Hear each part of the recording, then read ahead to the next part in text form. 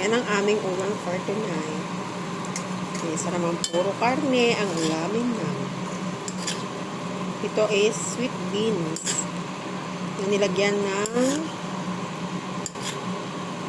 oyster sauce. Para gusto ng chikiting. Ano naman, pag mga chikiting, mga mare. Ano po ang aming ulam for tonight. Kayo po, ano po luto ng sweet peas mo?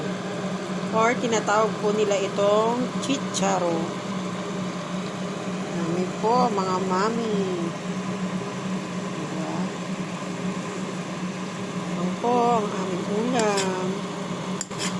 Nakasawa naman po ng after holiday season, karne na lang, puro pong karne. Yan, kaya ibahin naman po natin.